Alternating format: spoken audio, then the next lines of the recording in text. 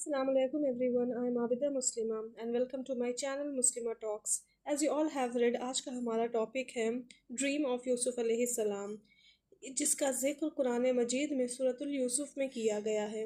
अल्लाह ने अपने खूबसूरत पैगंबर का किस्से का जिक्र अहसनुल कसस कह के किया है, जिसका ट्रांसलेशन दो तरह से हो सकता है। फर्स्ट, बहुत ही खूबसूरत तरीके से बयान किए हुए किस्से, या दूसरा, बहुत ही खूबसूरत किस्सा। बहरहाल, हम लोग अब टॉपिक पे आने से पहले हम कुछ और चीज़ों पे फोकस करेंगे, जिससे कि हमें यूसुफ अलैहिस्सलाम और याकूब अलैहिस्सलाम के बारे में रिलेशन पता चलेगा, ताकि हमें कॉन्सेप्ट और अच्छे से क्लियर हो सके। यूसुफ अलैहिस्सलाम ने जब याकूब अलैहिस्सलाम के पास वो गए और उनको मुखातिब किया, तो या अबती का वर्ड यूज़ किया। यूजुअली जब अब्बा को बुलाया जाता है तो अरबिक लैंग्वेज में या अभी बोला जाता है, लेकिन यहाँ पे यह अबती इस्तेमाल हुआ है, जिसका ट्रांसलेशन है ओ माई डियर डैड।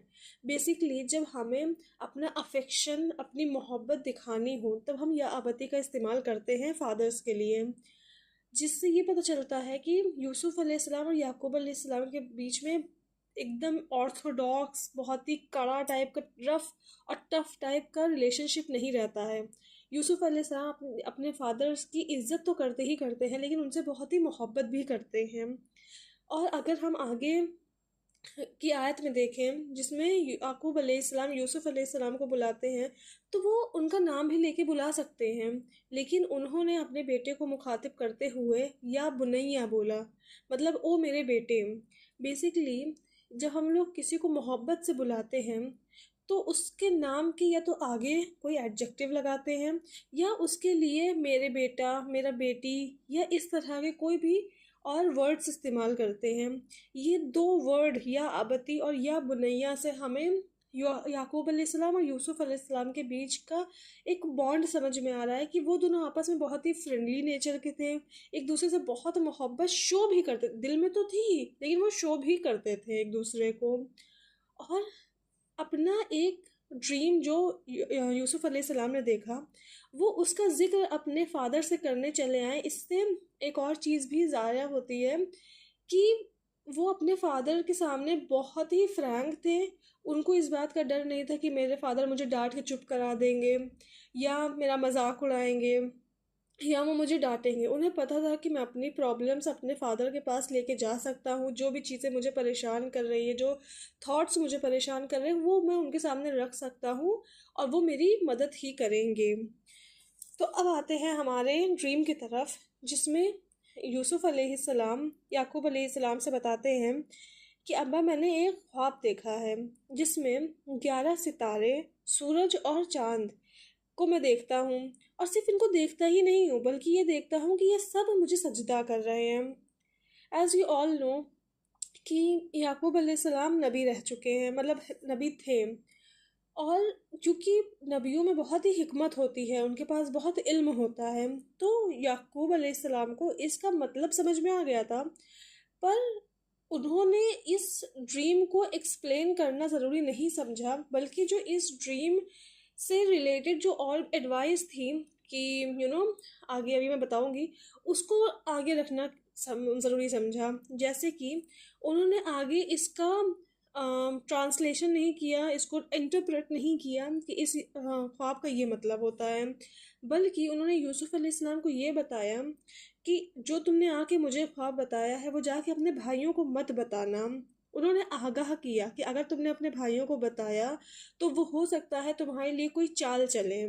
लेकिन क्योंकि अब ये सेंटेंस सुन के कोई भी अपने भाई बहन के बारे में कहीं उससे मतलब उसके दिल में कोई बुरी फीलिंग ना आ जाए, उस पर गुस्सा ना आ जाए, तो इसलिए उसके आगे उन्होंने ये भी कहा कि बेशक शैतान इंसानों का खुला दुश्मन होता है। मतलब याकूब अलैहिस्सलाम ने पहले तो आगाह किया, उनको बताया यूसुफ अलैहिस्सलाम को कि तुम्हारे भाई लोग बुरे नहीं हैं, क्योंकि शैतान तुम्हारा दुश्मन है, शैतान लोगों को बहकाता है, लेकिन तुम इस बारे में उन लोग को बताना अभी मत। फिर उन्होंने आगे ये भी बताया कि अगर तुम सही से रहो, तो अल्लाह ताला तुम्हें ख्वाबों को समझने का इल्म देंगे, और तुम्हें वो सारी नेमतें देंगे जो तुमसे पहले के लोगों को दिए, मतलब तुम्हारे दादा और परदादा लोग को, जैसे इब्राहीम अलैहिस्सलाम, इसहाक अलैहिस्सलाम पे पूरी किए, वैसे ही तुम्हारे ऊपर और मेरी और औलादों के ऊपर अपनी नेमतें पूरी करेंगे। इस वाक्य से हमें ये समझ में आता है कि बहुत बार ऐसा होता है कि पेरेंट्स को अपने सारे बच्चों का नेचर, उनका एटीट्यूड सब कुछ पता होता है, लेकिन क्योंकि वो उनके बच्चों में ना इत्तेफाकी ना पैदा हो जाए, तो वो एक दूसरे से जो चीज़ें बता देनी चाहिए।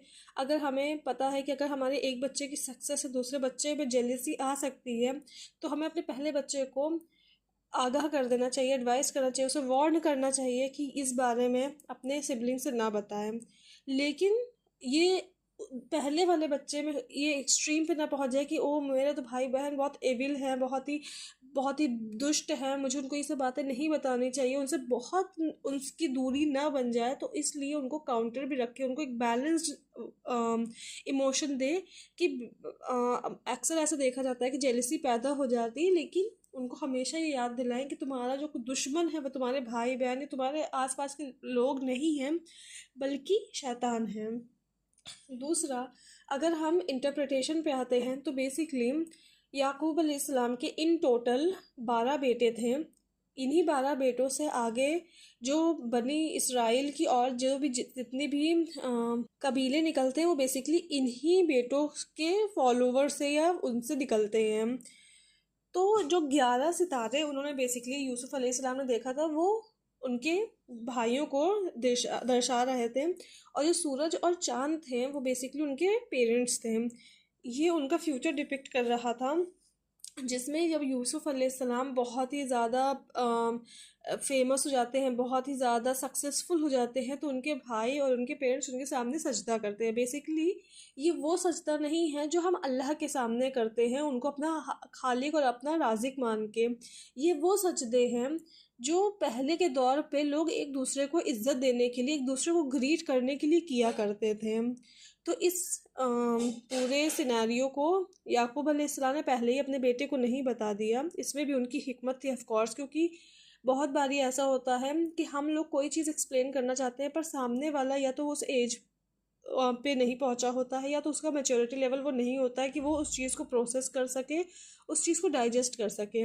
तो याकूब अलैहिस्सलाम की यहाँ पे बहुत हिकमत पता चलती है कि उन्होंने यूसुफ अलैहिस्सलाम को जो चीज़ें उस टाइम पे ज़रूरी थी, मतलब अपने भाइयों से इस ख्वाब के बारे में छुपाना, उससे आगाह कर दिया, पर उनको ख्वाब की इंटरप्रिटेशन नहीं बताया, बल्कि उनको उनके फ्यूचर के लिए वो तैयार कर रहे थे कि अगर तुम इसी तरह सादिक और अमीन रहे, इसी तरह से अच्छे रास्ते पे चलते रहे, अल्लाह ताला के अच्छे बंदे बने, तो अल्लाह ताला तुम पे भी वो नेमतों के दरवाजे खोलेंगे जो तुमसे पहले वालों पे खोले थे, जो कि उस टाइम पे यूसुफ अलैहिस्सलाम को बहुत ज़रूरत थी।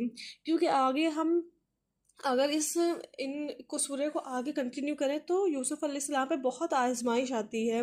और देखा जाए तो याकूब अलैहिस्सलाम को कहीं ना कहीं ये पता चल गया था कि मेरे बेटे पे आजमाइश तो आएगी, क्योंकि नबियों पे आजमाइशें आती है।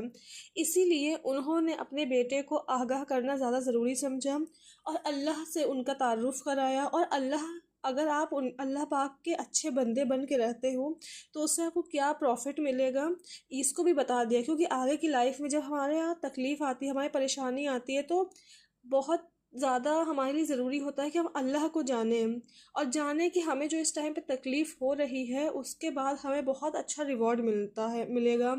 इससे उस जो हम फेज़ को जो हम जिसमें जी रहे होते, जो हमारे ऊपर परेशानी आई होती है, तो उसको पार करना बहुत ही ईजी हो जाता है। इसीलिए यूसुफ अलैहिस्सलाम को याकूब अलैहिस्सलाम ने पूरा उनका इंटरप्रिटेशन ना करके जो भी हिकमत वाली बातें थी वो अपने बेटे को बताया। सूरह यूसुफ में बहुत से अच्छे अच्छे किस्से और भी हैं यूसुफ अलैहिस्सलाम के बारे में, उनकी एडोलेसेंस के बारे में, जब वो उनको बंदी बना के मिस्र ले जाया जाता है उसके बारे में, और पूरी उनकी ज़िंदगी के जितना भी इम्पोर्टेंट जो अल्लाह ताला ने समझा कि हम लोग को बताना चाहिए, अल्लाह ताला ने वो सब बहुत खूबसूरती से इस सूरह में बताया है। तो आज की ये वीडियो यहीं एंड करते हैं, तब तक के लिए अस्सलामु अलैकुम।